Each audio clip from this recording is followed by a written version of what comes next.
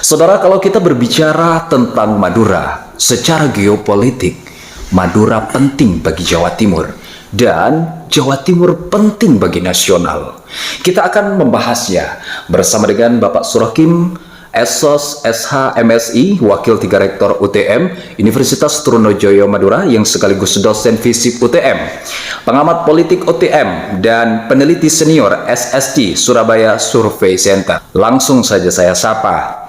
Selamat datang di 0% Podcast, Pak Surakim. Terima kasih, luar biasa, 0% Podcast. Terima kasih kembali juga saya sampaikan atas kehadiran Bapak Surakim berkenan untuk berbincang di 0% Podcast. Teman-teman semuanya, subscriber setia dan viewers dari 0% Podcast, saya mengatur waktu jadwal dengan Bapak Surakim ini kurang lebih hampir 1 bulan ya Pak ya. Padat sekali. Ketika saya telepon masih di luar pulau. Waktu itu di mana Pak? Di Riau. Ada. Alhamdulillah hari ini beliau berkenan hadir. Pak Surakim, sekarang kita akan membahas tentang bagaimana posisi Madura begitu penting bagi Jawa Timur dan Jawa Timur penting bagi nasional. Kalau menurut Bapak Surakim, mengapa Madura penting, Pak? Ya, secara geopolitik Madura itu kan mencakup 4 kabupaten ya. Ada Bangkalan, ada Sampang, ada Pamekasan, ada Sumeneb. Pandalungan ini juga kulturnya dominan Madura ya, mulai Pasuruan, Probolinggo, Situbondo, Jember ya. Jadi secara geopolitik itu yang membuat Madura itu selalu menjadi penentu ya, termasuk di peta politik Jawa Timur.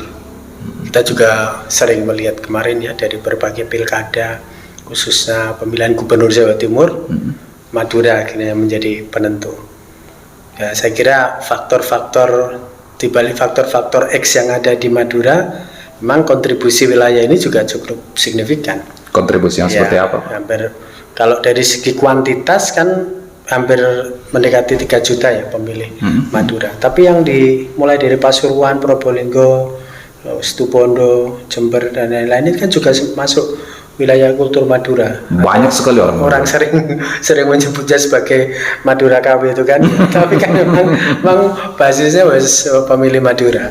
Bahkan kita juga akan kaget loh, orang Surabaya itu, bayangin Surabaya Utara dominan masyarakat Madura. Ketika Lebaran apalagi ya, sepi ya. Bisa dilihat itu kalau Toron itu luar biasa kan. Jadi dari situ saja kita sudah sebenarnya bisa menangkap bahwa memang dari geopolitik itu Madura itu penting. Itu baru dari sisi kuantitas, belum dari simbolik power. Ulama, tokoh agama yang paling dominan menjadi sumber guru para ulama juga adanya di Madura. Kita tahu di sana ada Syekh Munawwalil, ada kiai-kiai yang memang juga khos ya, yang menjadi sumber rujukan masyarakat ya. Dan budaya itu sangat kuat memisahkan religi dengan politik di Madura itu rasa-rasanya akan sulit ya. Rasa-rasanya akan sulit karena patron ketaatan voters terhadap patron-patron kiai, ustadz, tokoh agama, tokoh masyarakat itu sangat kuat di Madura ini. Di Madura itu. Sehingga terus kenapa penting untuk Jawa Timur? Dia bisa menjadi penentu karena memang selama ini ada faktor-faktor X ya terkait dengan pemilu di Madura itu. Bahkan kita juga sering ya guyon satu-satunya wilayah yang sulit untuk diprediksi selama ini kan juga Madura. Madura ya. Hampir semua hasil survei tidak pernah bisa cocok dengan hasil pemilu di Madura. Berarti posisi Madura ini sangat begitu kita penting. Kita kadang-kadang guyon gitu, kok bisa ya ada suara yang kemudian satu TPS itu memilih satu orang tertentu itu, kalau tidak di Madura enggak ada. Makanya saya bilang ini wabil khusus wal fadilah Madura. Guyonannya teman-teman KPU ya bukan peristiwa tahun ini ya, tahun-tahun sebelumnya itu. Ya, cadangan-cadangan surat suara itu bahkan kepakai itu. Bisa kepakai di Madura. Itu cuma di Madura ya, Pak? Bukan rahasia umum dan adanya di Madura, sehingga partisipasi bisa di atas 100%. Itu kalau bukan di Madura tidak bisa itu. Nggak ada ya, Pak ya? Partisipasi luar biasa gitu ya. Kok bisa itu loh, satu wilayah itu partisipasinya lebih dari 100% gitu ya. Baik. Itu kalau tidak Madura tidak bisa itu. Baik. Tapi kalau kita lihat ke pilkades atau politik di level desa, memang sangat seru kan di Madura. Dan partisipasinya kalau luar biasa itu. Mobilisasi suara bahkan mereka yang ada di luar provinsi itu bisa didatangkan. Betul. Ya kan? Betul. Itu makanya hanya saya katakan begini, ada enggak demokrasi di Madura? Ada, coba lihat itu pilkades, pemilihan Klebon itu pemilu sesungguhnya yang ada di Madura itu. Keluarganya ada di Kalimantan, yang ada di luar Jawa itu bisa datang itu untuk partisipasi mencoblos. Betul sekali. Bahwa kemudian mereka pada saat pemilu pilkada atau mungkin pilpres gitu ya jarang ada mobilisasi. Ya kan? Tapi partisipasinya 100% ya, masih tinggi. Dan itu hanya ada di Madura. Nah, faktor seperti itu juga yang membuat Madura menjadi penting. Menjadi gitu kan? penting dan menjadi penentu bagi Jawa Timur. Iya, faktanya waktu dulu kita Pilgub Jawa Timur, bagaimana Pak Dekarwo edisi 1, edisi 2 kan juga sama, Madura yang kemudian menjadi kunci waktu itu. Siapa saja yang bisa menguasai Madura, dia menjadi gubernur di Jawa Timur. Ya kan? Belum lagi pilkada-pilkada yang lain. Saya kira di balik apa yang kemudian kita sering guyonkan itu memang ada kekhasan terkait dengan politik di Madura itu, dan bisa jadi memang unik ya, unik, tidak bisa dipahami mungkin hanya dari satu perspektif saja. Makanya saya bilang tadi ada perspektif struktural, ada perspektif kultural, itu kompleks di Madura. Dan dua-duanya itu harus dilihat secara utuh dan komprehensif sehingga kita tahu kenapa kok perilaku memilih masyarakat Madura seperti itu.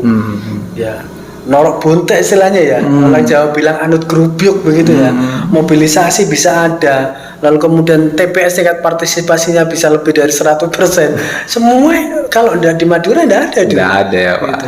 Terus kenapa Jawa Timur penting bagi nasional? Ya tadi itu banyak alasan ya.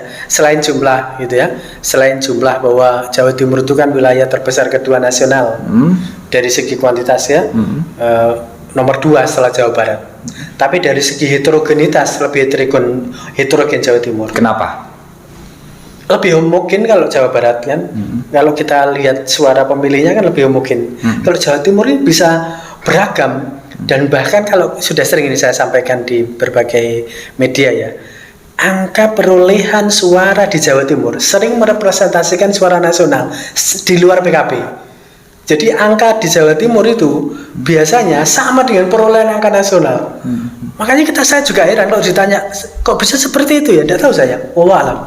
Tapi di luar PKB itu bisa menjadi miniatur hasil pemilu Jawa Timur itu. Makanya Jawa Timur itu dianggap sebagai wilayah kehormatan. Wilayah kehormatan.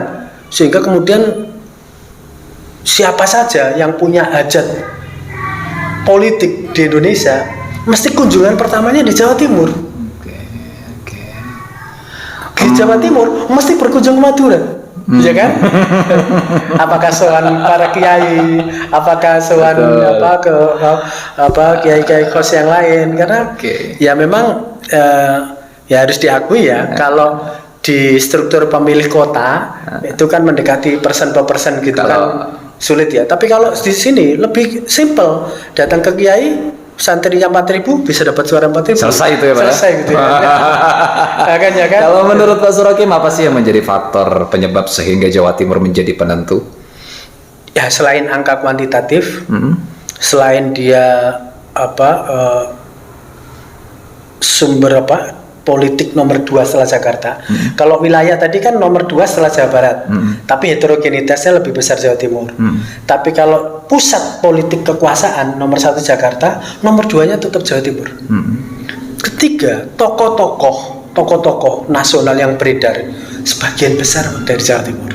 Tokoh-tokoh besar, termasuk mungkin presiden, itu banyak dari Jawa Timur. Keempat, ya tadi itu patron terutama. Patron yang bagaimana, Pak? Jadi kiai-kiai host yang memiliki pesantren itu lebih banyak di Jawa Timur, sehingga punya santri hampir menyebar di seluruh wilayah Nusantara. Itu awalnya dari Jawa Timur begitu ya, Mas? Ya kalau kita pengen tahu Gontor seberapa, Tebuireng seberapa, Lirboyo seberapa, semuanya santrinya ada di nasional itu. Tersebar di seluruh wilayah Nusantara loh. Dan patronnya kemana? Ya ke para kiainya. Ke para kiai. Santri-santri langitan ada di seluruh penjuru Nusantara, gitu kan? Dan yang menjadi belum juga ya tadi itu saya sampaikan wali ya, Jawa Timur bumi walinya banyak. Belum termasuk mungkin yang seperti saya Kona Kholil yang menjadi guru dari para pendiri ormas besar di Indonesia.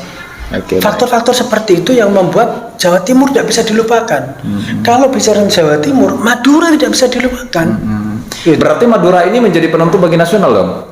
Ya kalau Jawa Timur dianggap ya kan, kalau Jawa Timur dianggap sebagai penentu nasional, mestinya Madura juga iya, karena kalau saya bilang tadi tidak hanya meliputi 4 kabupaten kan, tidak hanya Bangkalan, Sumeneb, Sampang dan Pamekasan, tapi juga wilayah Pandalungan mulai dari Pasuruan, Probolinggo, Jember, termasuk Jember itu. Ya tahu. Oh, Madura semua itu, Pak. Madura semua. Madura semua. Surabaya itu yang Arek aja Madura juga. Madura semua. Berapa persen yang ada di Madura itu? Ya saya kira faktor-faktor itu yang kemudian orang akan selalu melihat oh ternyata ya. Kendati yang ada di wilayah Maduranya sendiri mungkin 3 jutaan gitu ya. Tapi yang menyebar di seluruh Nusantara hampir 8 jutaan. Hampir 8 jutaan ya, Pak. 11 juta loh, besar itu. Khusus untuk etnis Madura. Jadi kalau di survei itu etnis Jawa nomor 1, bisa jadi etnis Madura itu bisa setelah Sunda bisa etnis Madura jumlahnya kalau dilihat dari besaran 11 juta itu. Ya kan? Jadi jangan dianggap sebelah mata Madura ini ya. Loh, luar biasa. Kalaupun untuk tokoh-tokoh Madura yang tersebar dan mau kembali di Madura, rame Madura ini. Kalau berbicara soal tokoh-tokoh di Madura, bagaimana sih Bapak Surokim melihat pemimpin di 4 kabupaten di Madura ini, Pak? Ya, wilayah ini punya tipikal yang unik ya. Madura Timur dengan kulturnya, Madura Barat dengan kulturnya, memang ada kekhasan. Dan memang jujur harus diakui, memang perubahan Madura 2 dekade terakhir ini memang menunjukkan perbedaan ya yang cukup signifikan antar wilayah ini, terutama Madura Timur dan Madura Barat. Kita awali dari Madura Timur. Madura dulu, Timur luar biasa ya. Sumeneb dulu. Saya kira perkembangannya sangat signifikan. Baik wisata maupun investasi yang lain harus diakui Sumeneb luar biasa. Pamekasan kendati secara wilayah paling kecil ya di Madura, tapi respon perubahannya juga cukup terlihat responsif. Sampang? Inovasi-inovasinya. Sampang sejak pemimpin baru itu kita juga bisa melihat berbagai infrastruktur terutama digenjot ya oleh Pak Bupati, dan ya yang biasanya Sampang menjadi langganan nomor-nomor buncit di Jawa Timur sekarang sudah mulai bergerak. Nah kalau Bangkalan ini sebenarnya karena lebih dekat ya dengan Surabaya, selama ini menjadi pusat pertumbuhan, mestinya dengan sentuhan-sentuhan yang sudah dilakukan, menurut pendapat saya harusnya bisa kompetitif lah dengan Sumeneb. Tapi karena memang ada kaitannya dengan soal keterbukaan informasi dan lain-lain ya, saya kira memang perubahan di Madura sepertinya akan dimulai dari timur. Ya. Kalau Pak Surokim melihat dari 4 kabupaten ini yang lebih melesat berkembang, ini ya kalau dilihat dari indeks-indeks yang mungkin makro kita lihat, saya kira Sumeneb cukup progresif ya. Pemimpin seperti apa yang menurut Pak Surokim yang ideal untuk memimpin? Ini Sumeneb nih udah bagus nih, misalkan perkembangannya udah pesat. Dari 3 kabupaten Sampang, Pamekasan, dan Bangkalan yang ideal untuk 2024 sehingga nanti tidak terjadi ketimpangan, Pak. Maksudnya Sumeneb aja nih yang maju nih, Bangkalan nggak maju. Tentu kita berharap ada kepemimpinan yang lebih progresif ya. Artinya Madura ini menyimpan beragam potensi ya. Kalau saya sebut ini wilayah Intan Permata yang belum digosok gitu. Karena ternyata potensinya luar biasa gitu. Dan dalam konteks perubahan seperti sekarang ini yang volatile, uncertain, complexity dan ambigu, yang VUCA yang membutuhkan kecepatan, tidak semata-mata dengan pakem yang ada, dibutuhkan pemimpin-pemimpin yang lebih satset buat gitu. Saya kira harapan itu muncul pada sosok-sosok milenial. Dan di pemilu yang kemarin faktanya respon itu tinggi. Buktinya bupati-bupati yang terpilih hampir semuanya muda usia itu, milenial semua ya. Mulai dari Pak Ahmad Fauzi, Sumeneb, lalu Rapadrod ya di Pamekasan, lalu kemudian Latif di Bangkalan, Haji di Sampang. Semuanya ini kan milenial gitu. Mestinya kalau kemudian semangatnya milenial, progresivitasnya muncul. Hanya seperti yang kemarin itu yang kita inginkan itu kan tidak kemudian ego wilayah ya. Kita berharap keempat orang itu kemarin dalam periode kemarin itu bisa kolaboratif sehingga kemudian bahasanya membangun Madura begitu ya. Membangun Madura Raya. Karena kita bisa lihat ya seperti yang dilakukan oleh Mas Fauzi ya di Sumeneb ya. Pariwisata luar biasa kan, termasuk pariwisata, ada visit Sumeneb, ada branding di Sumeneb gitu ya. Nah kita kemarin sebenarnya berharap begini, kenapa kemudian objeknya tidak digeser ke Madura gitu ya. Jadi sekaligus ini adalah promo satu wilayah gitu. Tidak Sumeneb aja, tidak Sumeneb, tidak Pamekasan, tidak Sampang, tidak Bangkalan, tapi taruhlah seperti gagasan Pak Rektor UTM Pak Haji Muhammad Syarif itu kan menginginkan Madura ini komprehensif gitu ya. Kalau visit ya visit Madura gitu. Bukan ya. Visit Sumeneb, visit Sampang begitu ya. Itu kan dibutuhkan kolaborasi keleluasaan ya mereka untuk tidak ekosektoral ya, kolaborasi. Jadi kita ke depan berharap pemimpin-pemimpin ini selain milenial juga ada kesadaran untuk kolaborasi itu. Tidak ekosektoral begitu. Kompetisi itu kan sebenarnya sudah selesai eranya, ya kan? Kalau kita baca buku manajemen Mutakhir itu kan sekarang ini eranya kerjasama, eranya kolaborasi. Apalagi dengan anak-anak milenial, pemimpin milenial, sebenarnya bisa ketemu. Sehingga kalau kita bisa mengaca pada apa yang dilakukan oleh Surabaya, Sidoarjo, Gresik, ya, mereka runtang-runtung loh kemana-mana itu, 3 kepala daerah itu. Mengapa kemudian 4 kepala daerah di wilayah Madura juga tidak bisa runtang-runtung? Toh nanti tujuannya juga sama, supaya Madura ini lebih cepat, akseleratif gitu. Pamekasan punya apa, Sumeneb punya apa, Sampang punya apa, semuanya pasti nanti akan dan ikut. Secara otomatis akan terangkat begitu. Betul, ya, kabupaten masing-masingnya juga. Saya kira kesediaan untuk berkolaborasi itu juga menjadi penting bagi kriteria calon pemimpin di kabupaten-kabupaten ini ke depannya. Kalau menurut Pak Sorokim menuju ke tahun 2024, ya kan, pemilu kada tahun 2024, apakah akan ada dampak terhadap elektabilitas calon bupati di 4 kabupaten di Madura ini terhadap pencapresan Anies Baswedan, Ganjar Pranowo dan Prabowo Subianto? Bagaimana Pak Sorokim melihat? Pemilu ini nanti pilpres bareng dengan pemilu legislatif. Jadi yang paling gampang pilihan terhadap pilpres, pilihan terhadap calon presiden itu memang akan relate, akan punya dampak yang cukup kuat kepada pemilu legislatif. Sementara pemilu kada ini kan berada di November. Jadi pilpresnya ini Februari. Jadi yang akan memperoleh dampak langsung itu adalah partai politik dan calon-calon legislatif. Dan kita tahu bahwa pemilih-pemilih tipikal seperti yang kita sebut tadi, yang fanatik, lah apa istilahnya noro buntet tadi ya, yang kuat pada patronnya itu Madura.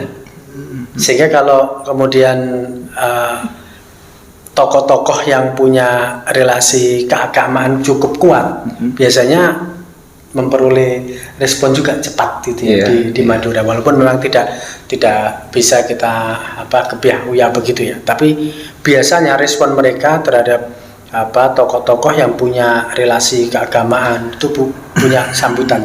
Kalau terhadap calon bupati Pak, tadi terhadap legislatif. Terhadap legislatif. Nah, terhadap calon nanti di pemilu pilkada, ya, itu kan nanti kita sudah tahu hasil pilpresnya. Ya. Nah, biasanya siapa saja yang punya masa terkait dengan pemilu presiden tadi itu, ya kalau boleh dibilang saya mengatakan kotel efek kalau di pilpres itu hampir 70, ya nanti 50% begitulah kotel efeknya waktu di pilkada. Karena memang konteksnya nanti sudah berubah. Konteks pilkada tadi dengan pilpres ini sudah berbeda karena pilpresnya Februari, pilkadanya November. Jadi sudah ada konteks yang berbeda. Tetapi tipikal perilaku memilih masyarakat Madura yang kita pelajari selama ini, ya harus diakui bahwa pertumbuhan pemilih rasionalnya masuk dalam kategori lambat. Pertumbuhan pemilih rasional. Ya, jadi pemilih dengan jumlah pemilih di urban, Bangkalan Kota, Sampang Kota, Pamekasan Kota, ya, Sumeneb Kota, ya, wilayah periferi masih kalah dominan dengan pemilih tradisionalnya. Nah, pemilih tradisional biasanya lebih mengandalkan emosi, ideologis. Gitu. Apalagi patron-patronnya ya Pak ya. Patron itu saya pokoknya manut kiai. Sangat kuat untuk istilahnya menentukan menentukan berdasarkan emosi, berdasarkan ideologi patronnya gitu. Nah, memang ini semua akan tergantung ya. Kita dulu tesis kita waktu itu, kalau kita ingin mendorong pemilih rasional Madura ini tumbuh berkembang, nah itu bagaimana? Maka caranya adalah memperbanyak perguruan tinggi. Oh begitu. Iya, jadi perguruan tinggi ada di Madura ini harus diperbanyak supaya kemudian transfer ini tidak hanya soal kaitannya dengan pemilih rasional ya, tapi juga fenomena di mana kelas menengah Madura kosong selama ini.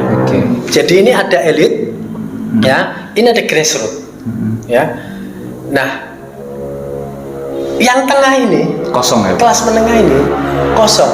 Apakah tidak ada? Ada banyak anak Madura keluar Surabaya, ke Jogja, ke Malang, ke Jakarta banyak, tapi tidak mau kembali ke sini. Sehingga kekuatan-kekuatan kelas menengah yang akan mengontrol elit itu sering dalam konteks politik ini tersedot ke elit ini, sehingga menjadi bagian dari kekuatan elit itu.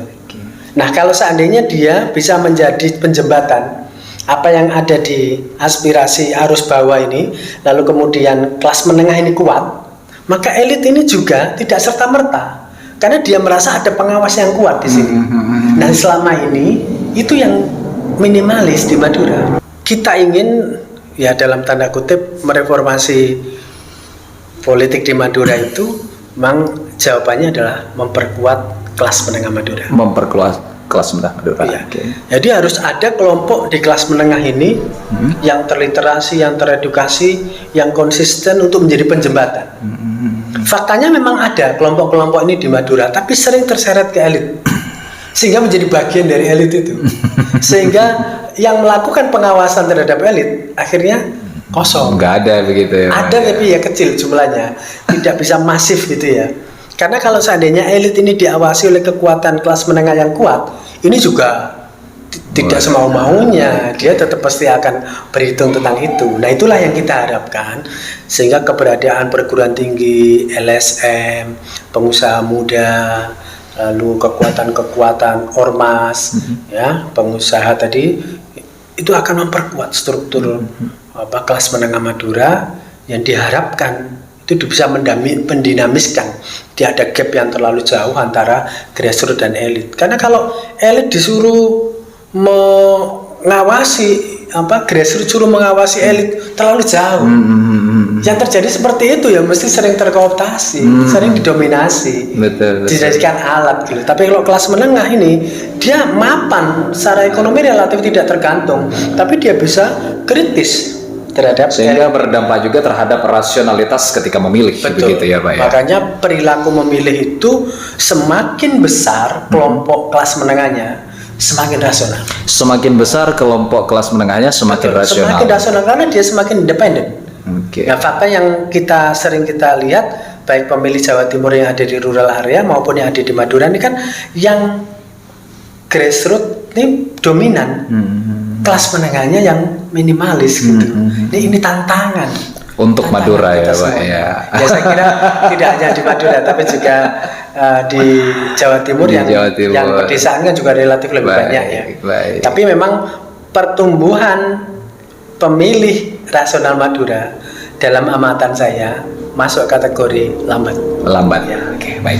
Terakhir Pak Surakim, Ya. sebelum kita tutup podcast ini, apa yang menjadi penting bagi kita semua, bagi seluruh masyarakat Madura, subscriber dan viewers setia dari 0% podcast, yang penting untuk didengarkan Pak, menuju pemilu kada tahun 2024? Mungkin. Ya, kita perlu tidak boleh lelah ya terus melakukan literasi politik ya, seperti media seperti ini saya kira kan penting ya untuk mengkabarkan kepada masyarakat, untuk berbagi kepada para pemilih kita bahwa pemilu ini pertama mahal.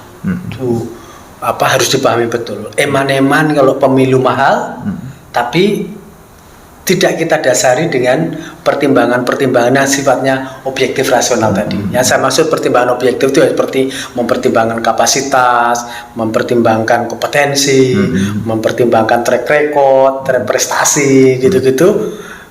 Selain pertimbangan-pertimbangan yang sifatnya emosional tadi ya. Oh ini satu kelompok, oh ini punya jaringan lebih dekat. Saya kira semestinya pertimbangan-pertimbangan itu yang kemudian ingin kita dorong ke masyarakat supaya kualitas pemilu kita meningkat gitu.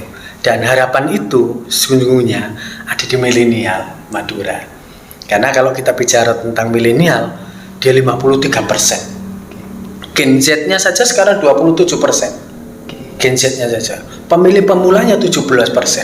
Saya kira ini kekuatan cepat atau lambat akan menjadi struktur dominan pemilih di Madura. Nah, persoalannya adalah bagaimana merevitalisasi kelompok milenial ini. Bagaimana merevitalisasi Gen Z Madura ini. Baik. Karena itulah yang akan merubah politik Madura. Melalui apa? Harapan-harapan kita milenial Gen Z ini akan memperkuat struktur kelas menengah Madura. Oke, baik. Sehingga nanti Madura akan lebih cepat melesat. Harapannya sih maju begitu berkembang, ya. begitu ya Pak Harapannya. Surakim. Oke, sebelum kita tutup podcast ini, visip Disnatalis Pak. Iya betul. UTM itu nanti 5 Juli. Oke. 5 Juli. Kalau Yang visip? di visip itu seingat saya di bulan Juni ini. Besok pembukaannya. Tapi Saya kan? saya kira tema yang mereka usung selalu keren. Keren. Menguatkan potensi lokal. Berarti itu hubungannya dengan menguatkan Madura ini. Keren banget Saya Pak. kira ini Saya harus baca kita- di flyernya itu Iya. dan juga UTM sekarang keren banget. Banyak milenial yang jauh dari luar Si- pulau ini yang kuliah di UTM dan saya bangga sekali itu kan di Ada Madura 22 ada provinsi UTM. yang kuliah di UTM. 22 Betul. provinsi. Ya betul. Dan UTM ini sekarang kalau semester genap itu 18.000. Semester gasel itu yang aktif bisa jadi 21.000. Waduh. Jadi ya saya bilang bahwa ini halaman depan Madura. Makanya kalau Menjadi kemudian salah satu wajah Madura begitu Pak ya. menjadi salah satu penopang kelas menengah Madura. Betul Kalau sekali. nanti di Sumeneb perguruan tingginya maju, Pamekasan perguruan tingginya maju, Sampang perguruan tingginya maju menemani UTM ya, Betul. yang ada di Bangkalan. Saya kira ada harapan kita semua punya struktur kelas menengah yang kuat di Madura. Oke, Kalau amin. struktur kelas menengahnya kuat di Madura, insya Allah politik Madura akan jauh lebih istilahnya menjanjikan. Amin. Semoga ini juga didengar oleh seluruh mahasiswa UTM ya Pak ya. Dan nanti juga bisa mensubscribe channel saya. Silakan. Terima kasih teman-teman semuanya, viewers dan subscribers setia 0% Podcast. Semoga ini bermanfaat dan bisa membuka wawasan cakrawala baru di pemikiran teman-teman milenial semua, bahwa membangun Madura yang harus kita bangun adalah cara berpikirnya. Betul. Khususnya bagi generasi milenial dan generasi Z, sehingga Madura ini lebih cepat maju berkembang. Terima kasih Pak Srokim sudah Sama-sama. hadir di 0% Terima Podcast. kasih untuk 0% Podcast maju terus, viewernya terus bertambah. Bilangin dong Dan Pak, menjadi- subscribe gitu dong Pak. Silakan subscribe di 0% Podcast. Oke. Media literasi untuk memajukan Madura kita. Oke, terima kasih Pak Srokim Terima kasih, sudah hadir di terima kasih. 0% Podcast. Sama aja, terima kasih.